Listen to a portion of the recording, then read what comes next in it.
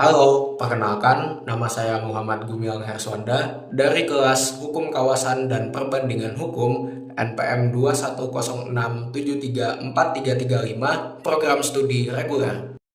Untuk keperluan ujian akhir semester ini, saya akan memaparkan materi tentang sistem hukum negara Pakistan.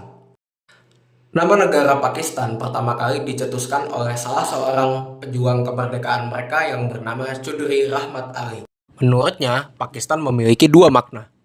Yang pertama, Pakistan merupakan akronim dari 5 negara bagian di tanah Hindustan dengan mayoritas penduduknya beragama Islam, yakni Punjab, Afghania, Kashmir, Sindh, dan Balochistan. Selain itu, Pakistan juga dapat dikatakan sebagai gabungan dari dua kata dalam bahasa Persia dan Urdu, yakni Pak yang artinya murni atau suci, serta Stan yang artinya adalah tanah dari seseorang atau kelompok tertentu, sehingga Pakistan memiliki arti tanah orang-orang yang murni dan suci secara spiritual. Secara luasnya, Pakistan merupakan negara dengan luas daratan terbesar ke-33 di dunia. Negara ini berbatasan langsung dengan India di sebelah timur, Afghanistan di sebelah barat, Cina di timur laut, Iran di barat daya, Laut Arab di bagian selatan, serta memiliki perbatasan maritim dengan negara Oman. Negara Asia Selatan yang bernama lengkap Islamic Republic of Pakistan ini memiliki populasi kurang lebih 241 juta jiwa. Ibu kotanya adalah Islamabad, sedangkan kota terbesarnya adalah Karachi yang menjadi pusat ekonomi dan kebudayaan. Lebih jauh, agama Islam yang dianut lebih dari 98% rakyat Pakistan menjadi agama nasional. Oleh sebab itu, Pakistan menjadi negara dengan penduduk terbanyak kelima di dunia, serta negara dengan mayoritas penduduk muslim terbanyak kedua di dunia, yang mana keduanya di bawah Indonesia. Mengenai sistem negara dan pemerintahannya, secara garis besar, Pakistan digambarkan sebagai sebuah negara federal dengan sistem demokrasi parlementer yang berlandaskan syariat Islam. Seperti negara modern pada umumnya, pembagian kekuasaan di Pakistan menggunakan trias politika, yakni eksekutif, legislatif, dan yudikatif. Dalam sistem pemerintahan Pakistan, organ eksekutif diisi oleh presiden dan perdana menteri. Mengingat sistem pemerintahan Pakistan berbasis demokrasi parlementer, presiden menjadi kepala negara secara simbolis serta sebagai panglima tertinggi angkatan bersenjata. Sementara itu, Perdana Menteri mendapat posisi sebagai kepala pemerintahan Pakistan serta menjadi ketua kabinet sekaligus ketua parlemen. Untuk organ eksekutif, Pakistan menerapkan sistem parlemen dua kamar atau bikameral.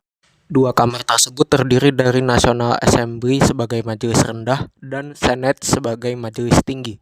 National Assembly atau NA terdiri dari 336 anggota, di mana 266 dipilih secara langsung, 60 untuk anggota wanita, dan 10 anggota sebagai perwakilan kaum minoritas non-muslim. Mereka dipilih 5 tahun sekali dari pemilihan umum. Sedangkan Senate atau Majelis Tinggi terdiri dari 96 senator, di mana masing-masing dipilih 6 tahun sekali dari majelis tingkat provinsi. Setiap provinsi mengirim 14 senator dari masyarakat umum, kemudian 4 dari kalangan teknokrat atau ulama, 4 dari golongan wanita, serta 1 minoritas. Untuk membentuk kabinet Perdana Menteri, kuotanya dibagi 75% untuk anggota NA ditambah 25% dari anggota Senat. Untuk organ yudikatif, Supreme Court atau Mahkamah Agung memiliki kekuasaan tertinggi di Pakistan. Supreme Court sebagai lembaga peradilan tertinggi bertugas sebagai peradilan terakhir atau final untuk sengketa hukum maupun konstitusi. Selain itu ada juga Federal Shariat Court atau FSC yang bertugas untuk menguji undang-undang atau hukum tertentu apakah ia bertentangan dengan syariat Islam atau tidak. Kemudian ada High Court atau pengadilan tinggi di tingkat provinsi. Secara hierarkis, lingkup peradilan Pakistan terbagi menjadi dua, yakni Superior Courts atau lingkup peradilan tinggi, serta Subordinate Courts atau lingkup peradilan rendah. Superior Judiciary di Pakistan terdiri dari Supreme Court dan Federal Shariat Court di atas, lalu di bawahnya ada High Courts di tingkat provinsi. Sedangkan untuk Subordinate Judiciary terdapat Session Courts atau District Courts. Session Courts dan District Courts sama-sama berada di tingkat distrik. Bedanya, Session Courts menangani kasus pidana berat, sedangkan District Courts menangani kasus sipil atau perdata di tingkat distrik. Sementara itu, Magistrate Courts menangani kasus pidana dan perdata ringan di tingkat kota.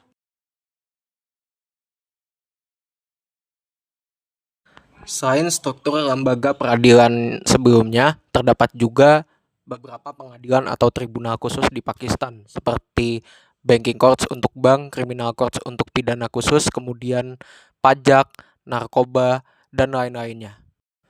Contohnya seperti pengadilan anti terorisme, pengadilan lingkungan, pengadilan hak kekayaan intelektual, pengadilan buruh, dan juga pengadilan perlindungan konsumen. Sebagai negara bekas jajahan Inggris, hukum Pakistan diilhami oleh sistem common law.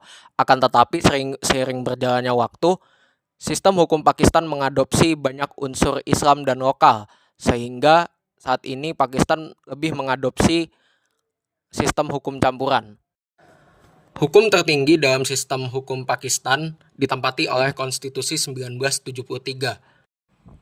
Selain itu, hukum tertinggi juga dikonjugasi oleh syariat Islam, sehingga suatu produk hukum tidak boleh bertentangan dengan Konstitusi 1973 serta harus sejalan dengan Al-Quran dan As-Sunnah. Di bawah Konstitusi 1973 dan syariat Islam, ditempati oleh Federal Acts atau undang-undang tingkat federal. Ada juga Presidential Ordinance, yakni perintah presiden yang dikeluarkan dalam keadaan mendesak dan memiliki kekuatan setingkat dengan Federal Acts namun hanya bersifat sementara.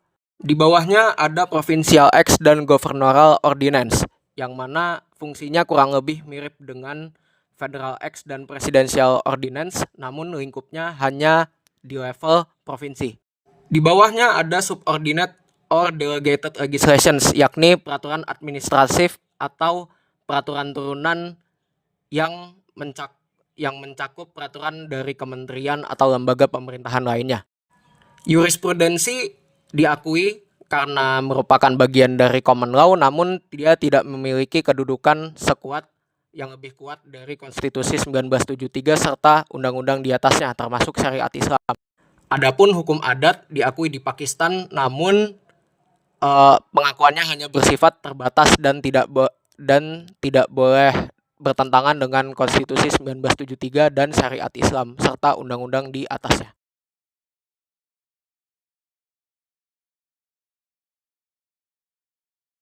Berikut adalah ringkasan lini masa sejarah hukum Pakistan, mulai dari masyarakat pra-Islam, zaman kerajaan Islam, masa kolonial Inggris, dan era kemerdekaan dan setelahnya.